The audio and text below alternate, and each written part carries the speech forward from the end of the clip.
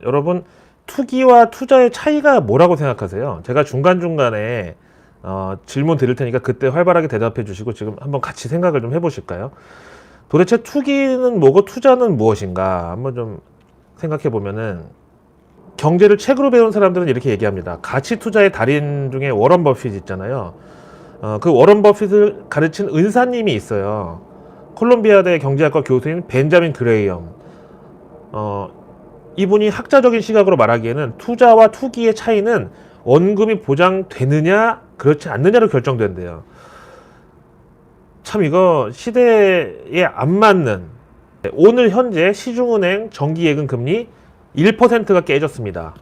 정기예금 갖다 맡기면 1년에 0.9% 줍니다. 그야말로 제로금리 시대가 왔는데요. 연이율 0.9%면 또 그중에서 이자소득세 그거 1년 뒤에 0.9% 이자 받아가지고 지금 물가 상승률도 따라가기가 힘듭니다.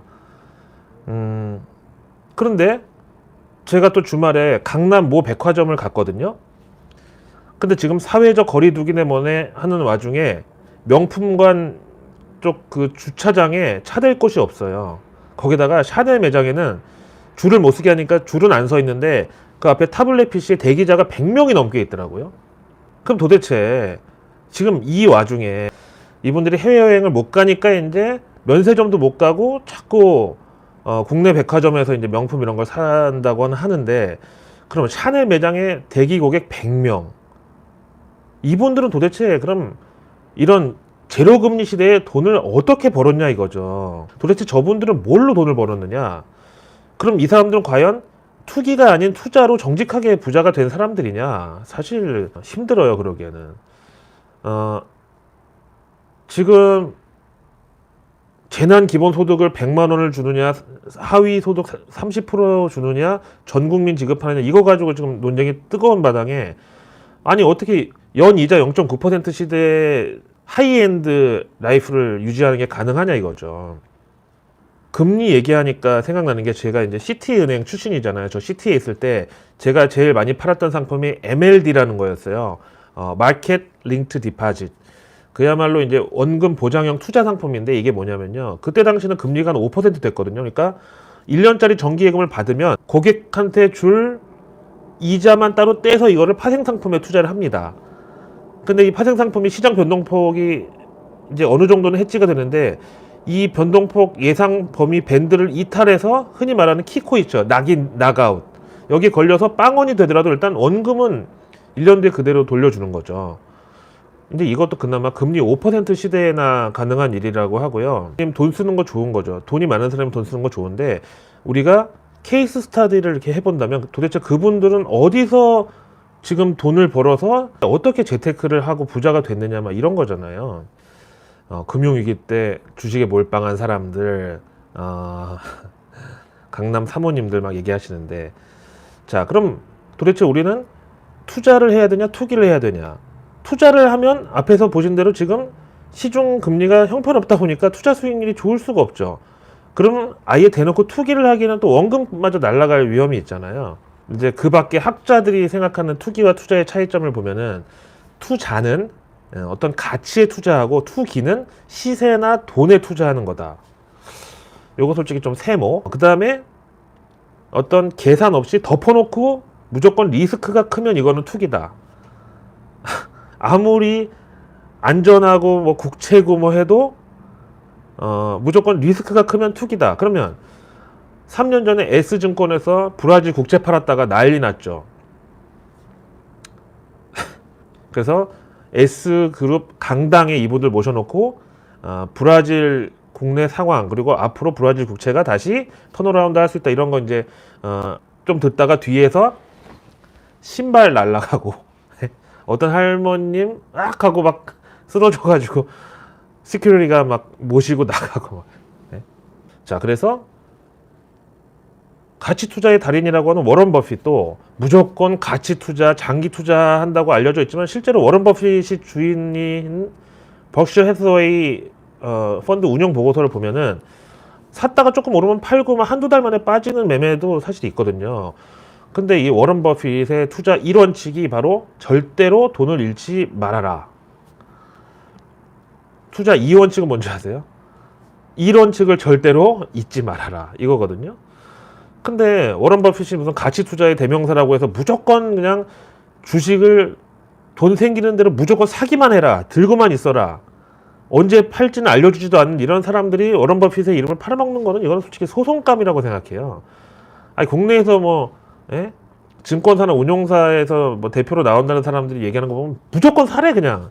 아니 그러면 작년 12월에 산 사람 지금 그 펀드 수익률 마이너스 20% 이상일 텐데, 물론 지금도 계속 사면 뭐 코스트 에버리징 이펙트라고 해가지고 매입 단가가 낮아진다 다 좋은데, 그럼 그렇죠. 누가 수수료 말씀하셨는데 펀드를 운영하는데 펀드 수익률이 마이너스인 다른 운용 보수를 받지 말든지요. 그럼 말이 안 되잖아요. 무조건 덮어놓고 사래. 그러면서 워런 버핏이 예를 드는데 워런 버핏의 투자는 그런 식이 아닙니다. 예. 근데 국내 뭐 우량주라고 해도 저도 LG 디스플레이 한번 샀다가 손절까지 했는데, LG 디스플레이가 그럼 뭐 작전주입니까? 잡주예요? 말이 안 되잖아요. 물론 지금 같은 때 뭐 싸게 사는 것도 좋지만 이러다가 더 떨어졌을 때 회복하는데 한 1년 걸려요. 그럼 도대체 그 1년의 세월은 누가 보상해 주는 거죠? 근데 이게 또 어떤 지식이나 두뇌로 하는 게 아닌 게, 만유인력의 법칙을 발견한 아이작 뉴턴도 주식하다가 쪽박 차가지고 그 뒤로는 거의 일용직을 전전하다가 죽었대요. 이 세계 최초의 증권거래소가 1602년에 암스테르담에 생겼거든요. 그럼 벌써 지금 400년이 넘게 흘렀는데, 지난 400년 동안 경제학자, 통계학자, 심리학자, 그 어떤 사람도 이걸로 주가의 방향을 확실하게 예측할 수 있다, 이런 모델을 만든 사람도 없고 이걸로 학위를 받은 사람도 없는 걸로 봐서, 이거는 경제학도 심리학도 통계학도 뭐 철학도 아닌 뭐 하여튼 제3의 영역일 수밖에 없는 거죠. 오늘의 주제가 투자와 투기의 차이점이잖아요. 근데 이거 솔직히 명확치 않고 우리가 생각해 봐야 되는 게, 이거 절대로 한국 비하 발언 아니고 저도 한국 사람인데요. 뭐 이 대한민국이요, 하루에 사기 사건이 700건씩 발생을 한대요. 24시간으로 나누면 우리가 자고 있는 뭐 오밤중에도 2분에 한 번씩 사기 사건이 발생하는 나라가 대한민국이에요. 이거를 근데 한국 사람들은 어떤 사행심이 강하다, 막 도박 심리가 있다 이렇게 하기에는, 또 우리가 역사적인 어떤 배경이 있는 게, 단군 이래 한반도가 외부의 침략을 받은 게 993번. 이제 올해 2020년까지 나누면 매 1년 6개월마다 누군가가 쳐들어왔다는 소리야. 그러면 1년 6개월에 한 번씩 적이 쳐들어와요. 남자의 경우는 군대 가면 무조건 전쟁 한 번을 치러야 돼. 여기다 재수가 없는 놈은 군대 한 번 갔는데 이병 때 한 번, 병장 때 한 번, 전쟁을 2번 치르고 나오는 사람도 있어요.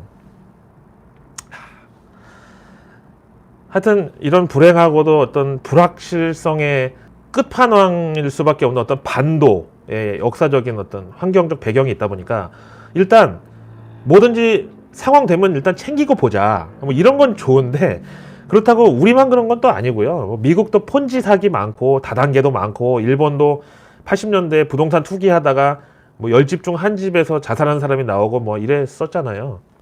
원래 인류의 어떤 일정 비율은 이런 도박성 유전자를 DNA에 탑재를 하고 있대요. 인터넷에 보면 막 팝업 뜨는 거 보면 성인 사이트 막 많잖아요. 그런 거 보면, 아니 도대체 이 많은 사이트를 누가 돈 주고 가입하나? 그럼 이거 돈 주고 가입을 안 하면 누가 이걸 다 무슨 돈으로 운영을 하나? 이 사람들의 수익은 뭔가? 이것도 이 유전자 DNA에 그런 어떤 성인물을 보는 어떤 그런 욕구가 일정 부분 충족이 안 되면 일상생활이 지장을 받는 그런 사람들이 있어서 다 중복 가입한다는 거예요. 도박도 마찬가지.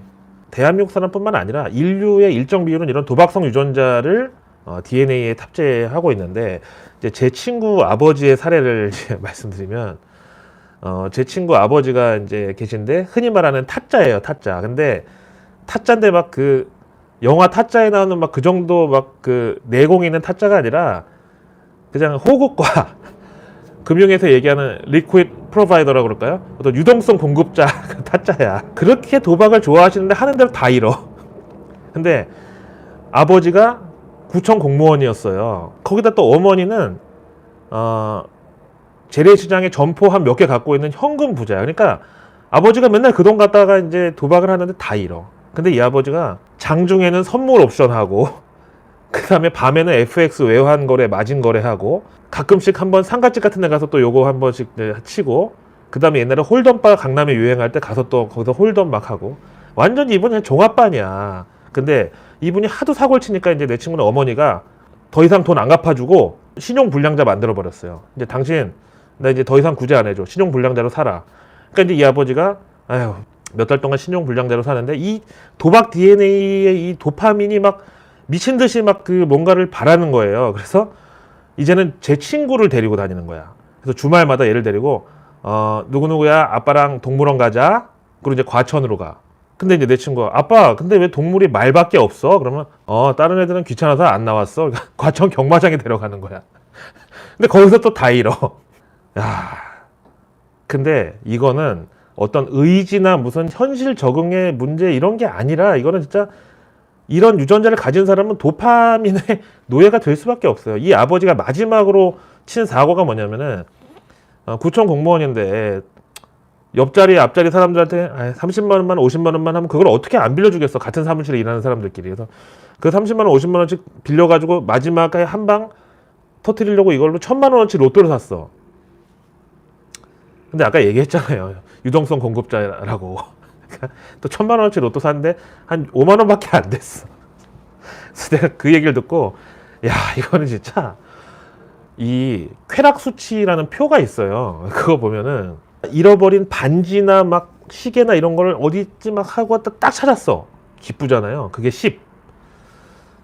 그 다음에 첫 키스가 1. 그 다음에 누가 나 칭찬해 줬을 때가 13. 그 다음에 시험에 합격했을 때가 20. 도박이 몇인 줄 아세요? 쾌락 수치? 115. 이거보다 높은 게 뭔지 아세요? 마약 150. 여행 55. 그 다음에 막 등 간지러운데 막 아우 간지러운데 딱 거기 지점을 맞춰서 막 긁었어. 으아 너무 좋아. 이게 8이에요. 도박이 115. 그 다음에 적당한 취기가 오르는 거. 이게 1. 누가 런던 오빠 300 고맙습니다. 아니 이거 안 좋은 거 아니야 이거? 요즘에 솔직히 보면은 그 삼성전자만 빼고는 다 이제 소문자 V자 정도 반등 살짝 나온 게 이제 국내 코스피 코스닥 시장인데 코스닥 같은 거는 지금 거의 V자인데 우측이 더 높게 올라가서 그 전보다 올라간 종목들이 좀 있어요. 이게 왜 그러냐면 요즘에 해외 뭐 맨체스터 유나이티드 경기부터 뭐 축구, 야구 뭐 이런 스포츠를 지금 일절 안 하잖아요. 그러니까 이제 이 스포츠 토토나 해외 배팅 사이트 이런 데 이용하던 사람들이 거의 금단 현상으로 지금 막 혼수 상태야. 이 도박을 못 해가지고. 이런 사람들이 막 코스닥에 달려들고 막 이제 뭐 바이오 달려들고 막 이제. 예? 그러면 이런 상황을 알고 우리는 도대체 그럼 투자를 할 것이냐, 투기를 할 것이냐 여기에 대해서 또 생각을 한번 해볼게요. 일단 제가 생각하는 런던 오빠에서 정의를 내리는 투자하고 투기의 차이는 이렇습니다. 제가 봤을 때 투자든 투기든 간에 일단 딱 했어요. 근데 성공했을 때랑 실패했을 때 결과가 등가야. 그러면 투자입니다. 예를 들면 성공하면 집 한 채 값 떨어졌어. 근데 실패하면 집 한 채 값 날라가. 그래도 이건 투자입니다. 왜냐면 성공과 실패의 대가가 등가. 근데 만약에 실패했는데 실패했을 때 결과가 성공보다 훨씬 크면은 이건 투기입니다. 예를 들어서 성공하면 자동차가 한 대 생기는 정도인데 실패하면 집이 날라가. 이거 투기입니다. 그 다음에 또 하나 있죠. 결과가 나왔어. 성공이든 실패든. 이거를 나 혼자 감당할 수 있으면 투자. 주변에 어떤 연대 채무를 지고 가족들이나 주변이 피해를 보게 되면 이건 투기. 네. 그 다음에 내 직계 가족이나 뭐 부모 형제한테 같이 하자. 이게 권유할 수 있으면 투자. 몰래 하고 권유할 수도 없다. 그러면 투기. 주변에서 이런 얘기 엄청 많이 듣거든요. 근데 여러분 아시겠지만 요 투기 다단계 요 사기꾼들이 이게 막 어마어마해가지고 심지어 제가 아는 사람은 있잖아요. 은행 창구 직원한테 나 지금 적금 맡긴 거 중간에 해약하고 달라고. 그랬더니 아니 어머니 왜 그러세요? 나 여기 누가 친구가 다단계 있는데 거기 가면은 건강용품도 공짜로 빌려주고 한 달에 이자를 5%씩 준대. 그랬더니 그 은행 텔러 창구 직원이 아이고 어머니 그런 거 하면 큰일 난다고 제가 가서 같이 받을 테니까 같이 가자고 해서 따라갔대. 이제 물론 가서 이거 이상하다 그러고 이제 말릴 생각으로 같이 갔겠죠. 근데 그 은행 창구 직원도 거기에 빠져가지고 거기다 또 돈을 부었다가 같이 망했대. 그러면 과연 진짜 전문 투자자들은 투기와 투자를 구분할 수 있느냐? 저는 이것도 사실은 불가능하다고 봐요. 한국계 일본인 가운데 마사요시 손정희 회장 있죠. 소프트뱅크에. 이분이 이제 비전 펀드의 최고 투자 책임자 역할을 맡고 있잖아요. 한국에서는 쿠팡에다가 3조를 넘게 투자를 했는데 아직까지도 쿠팡은 뭐 적자 정도가 아니라 영업이익률 자체가 마이너스예요. 그러니까 물건을 팔면 팔수록 손해야.